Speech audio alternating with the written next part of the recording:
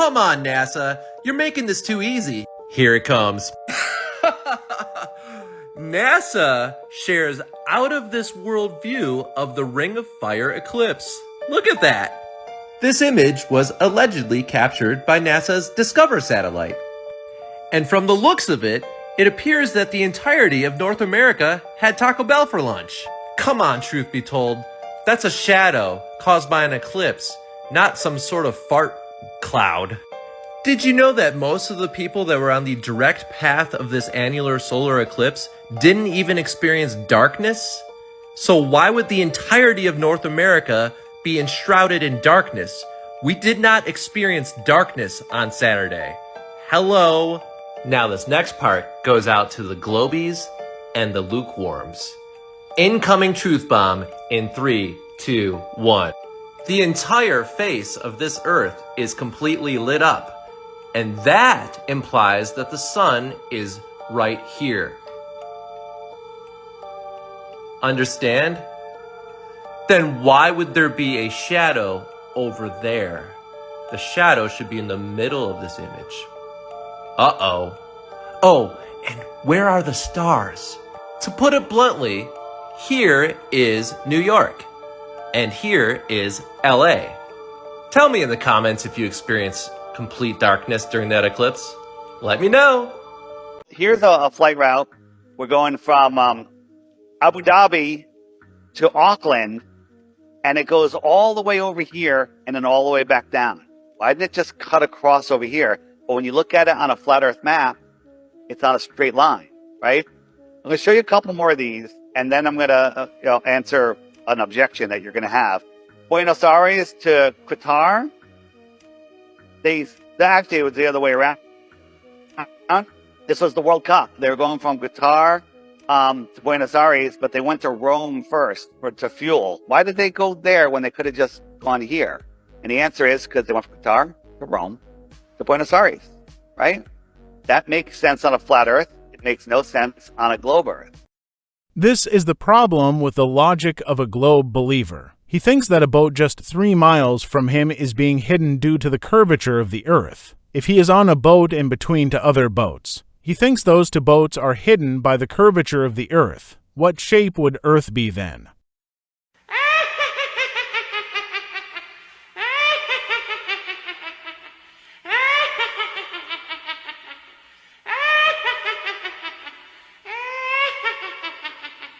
Now, I get this question all of the time. Why would the world elites lie about the round Earth, and what do they benefit from this? Now, first of all, you need to understand that knowledge is power. If you withhold knowledge like the secrets of the universe and the intelligent design of where we are over the population, then to a degree you possess more power than the population. If you can convince the population that we are on this round spherical Earth that defies all laws of physics, hurtling through space at millions of miles per hour, you are also promoting scarcity, you're promoting the Big Bang, this all came from nothing, and everyone will slave in their system. When in reality, this plane that we live on was intelligently created by God. With abundant resources, free energy, no global warming, no evolution, no Big Bang, this is what it is. Now, if you understood where we truly were, and that we are in the center of this universe, and that God created us intelligently, and that we were all equals, you would never slave in their system. Now let's take a look at what the devil-worshipping world elites tell you what's going on with this round Earth.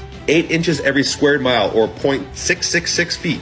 Here's the speed, the tilt, the Tropic of Capricorn, the Tropic of Cancer. Must just be a coincidence, guys. People are so brainwashed. They're like, oh, they ignore the science over thousands of years. These people are the same people that told you this was good for you. Real science knows that water always finds its level, guys. Gravity's never been proven by science. Density and buoyancy has. And it's time to wake up. You have been lied to your whole life. Peace and... Hello, I'm physicist Albert Michelson. My experiment proved Earth to be stationary. Yes, you heard it right. The Earth does not move. Physics at the time, including Maxwell's famous equations for electrodynamics, was based on the assumption that space was filled with a substance, an ether through which light and other electromagnetic waves would propagate. But all attempts to directly measure the motion of the Earth around the Sun through this ether had paradoxically resulted in an apparent velocity of 0. The stage was set for one of the most important events in the history of physics, the Michelson-Morley experiment. 1887 Michelson-Morley experiment. If the Earth were moving through an ether, then a sort of ether wind would be created at the surface of the Earth. A light beam projected directly into this ether wind would be expected to move slower than a light beam projected across the ether wind. If we project the beams across a known distance and then recombine them, we would expect the two waves to be out of phase by an amount that would tell us the distance the Earth had moved. If the Earth is moving through the ether, then light waves going one direction relative to us should travel at a different speed than another direction. It's like if you're in a fast-moving river and you're swimming along with the current, you're swimming much faster relative to the shore than if you're swimming against the current. So what the Michelson-Morley experiment was designed to do was measure the speed of light in one direction versus another direction to see how fast we're moving through the ether. And what it discovered was it's the same in one direction as the other. Michelson-Morley couldn't measure any effect of Earth's orbit, even though the assumption was at the time that that would affect the measured speed of light. The conclusion directly contradicts the explanation, which presupposes that the Earth moves. The experiment failed to detect the Earth moving in or against the ether. The problem was serious. Although various solutions were advanced, in the end, science was faced with a choice. Either discard the ether or admit that the Earth wasn't orbiting the sun. It was a null experiment. They were very disappointed because they couldn't measure the motion of the Earth through the ether. And Michelson himself was extremely disappointed that he couldn't do it. And the fact that he wasn't able to measure anything was startling to a lot of people. I have come to believe that the motion of the Earth cannot be detected by any optical experiment. Then we had the problem that all these measured velocities of the Earth being zero stand unchallenged and unqualified. So the Earth is not moving exactly like the Michelson-Morley interferometer says it's not moving. Albert Einstein himself said that if Michelson-Morley is wrong, then relativity is wrong. If one day God comes down from above and says, look, these two great theories, relativity and the quantum theory, are wrong, what would I say? First of all, I would say, oh my God, all my published works are wrong. I mean, I'll have to look for another job. And I've heard people say that the reason they don't want to publish papers that disagree with special relativity or general relativity is that they built their careers on this and that it would be admitting a major mistake. But second of all, once I collect my wits, I would simply say, but of course. You see, we are approaching truth, but can you actually get to absolute truth? If you were paranoid, you'd say there's a conspiracy. Whatever it is, there is a lot of resistance to getting something published that disagrees with either of Einstein's two theories. We live on a motionless plane. No experiment ever conducted has ever proved Earth to spin around the sun. Earth is a plane, and not a planet. Does anyone else find this strange? That the father of NASA, Wernher von Braun, that developed the Saturn V rocket that took Apollo 11 to the moon, has a Bible verse on his gravestone that reads, "The heavens declare the glory of God, and the firmament showeth his handiwork." Now, why would a guy that believes in space put a Bible verse that talks about the firmament? Well, maybe he knew that we weren't going to space, and we live under something like this. Is Disney trying to tell us something? But did you guys know NASA is a Hebrew word that means to beguile, deceive, lead astray? That word beguile looks familiar. We're in Genesis chapter 3, verse 13. And the Lord God said unto the woman, What is this that thou hast done? And the woman said, The serpent beguiled me, and I did eat.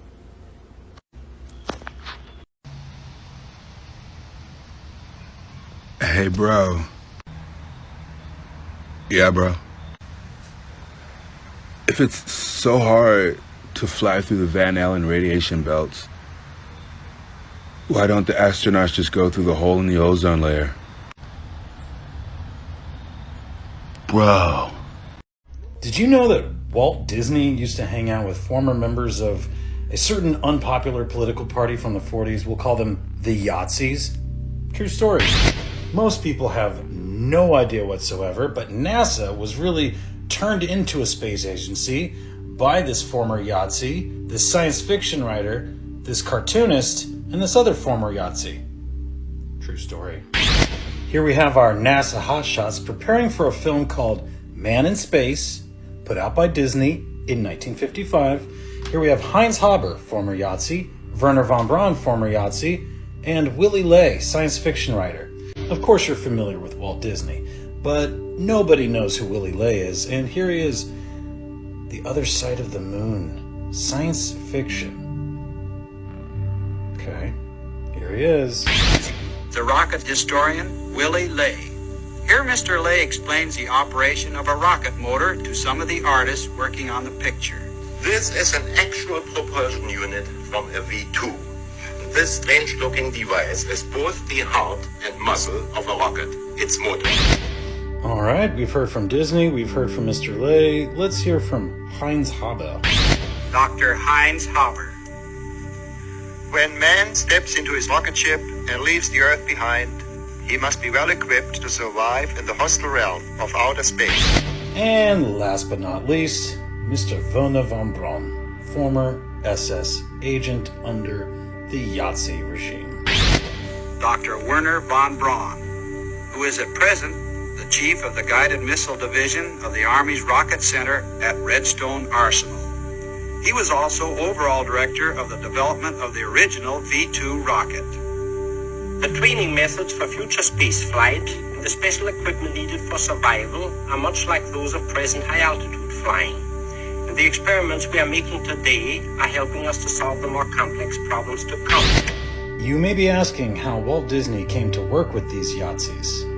Well, let me tell you. Operation Paperclip, the secret intelligence program to bring Yahtzee scientists to America. CIA.gov. Here's Mr. Werner von Braun hanging out with his friends. This is Heinrich Himmler. Do you know who Himmler was? Do you know what he did? You should look into him. You see, the U.S. intelligence agency community didn't want the Soviets to get a hold of these Yahtzee scientists. And here they are, being prepared to come into America and work for American agencies and American companies. True story. A quick glance into Mr. Heinz Haber here will demonstrate that, of course, he was quite the supporter of Mr. Schmittler and the Third Reich, as it's known, and that, of course, he came over in Operation Paperclip. Yep. Even crazier, Mr. Willy Ley, German, of course, and together these two wrote a book called Project Mars, where a character in the book was named Elon. True story. Here you can see Willy Ley and Werner von Braun on Project Mars, the master blueprint for man's first trip to Mars. Here we go. And even though Wikipedia references the Elon from the book, here's ChatGPT telling me there's no Elon in that book. Yeah, no Elon. Well, that's interesting. Hold on, let me ask a better question. Isn't the Martian leader in von Braun's book, Project Mars, called the Elon? I apologize for any confusion in my previous responses. You are correct. The leader of the Martian civilization is referred to as the Elon. Here we have the gravestone of Werner von Braun, Psalms 19:1. I wonder what that says. The heavens declare the glory of God, and the firmament showeth his handiwork. Why is the creator of NASA talking about a firmament? Facts are facts, people. NASA was not a space agency before these people got involved, okay? Yahtzee, science fiction writer, cartoonist, Yahtzee. True story. Rio out. Looks pretty real, doesn't it? Welcome to the next generation of warfare, where videos, images, and propaganda are created with AI technology. The bottom line is, question everything, even me. I was generated by AI. Looks pretty real, doesn't it? The world is indeed a stage.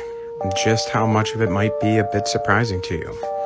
So you all remember this famous scene right here, the Afghan pullout, that famous debacle? Do you guys notice anything strange about that C-17? Let's watch that full clip and see if you can notice it.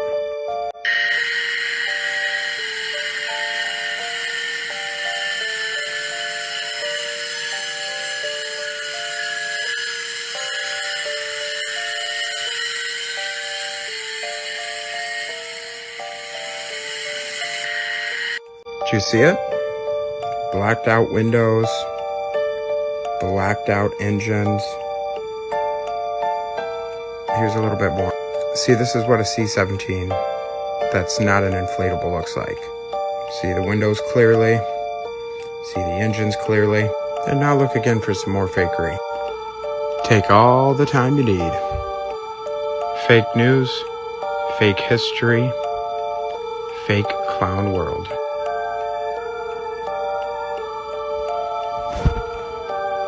We are living on nothing more than a big giant stage, an illusion by those in charge, made to instill fear to easily control the masses or to invoke fake outrage for whatever they want us to. Just wait till you see how fake the clowns are that run the show. Question everything, friend. Oh, by the way, the images when they showed Felix Baumgartner, where he's prepared to jump, you see this curved earth. That's a fisheye lens, dude. Okay? Fisheye lenses take horizontal lines and bend them convex when you're above the midplane of the photo. You're getting ready to launch to the International Space Station to be part of Expeditions 30 and 31. Give me a summary of what the mission goals are for your time on orbit and what responsibilities and jobs are going to be yours when you're up there. Well, I'm one of the science guys and I'm one of the repair guys. And fortunately, there's lots of science and lots of repair to do on station, so that will certainly keep us all busy. So, give me a couple of examples, if you would, of some of the human life sciences experiments that you're going to be involved with on this flight. Well, living and working in space go along with doing science experiments in space. And I see two basic areas of work. There's the scientific research, and then there's what I refer to as engineering research.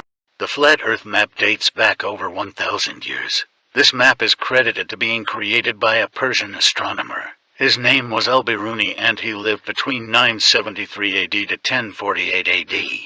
It's the official map of the United Nations and also the United States Geological Survey. It used to be present in many places before the creation of NASA and the Antarctic Treaty in 1959. Here you see it with Admiral Byrd.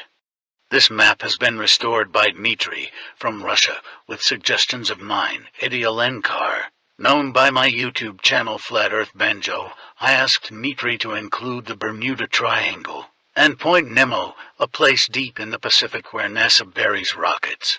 Then Robert Tozzi, a professional mapmaker, came along and enhanced the map even more. There are many people now selling this map online, but if you could order it from my online store, I would greatly appreciate it. Visit my online store now and order one of the items. I humbly thank you.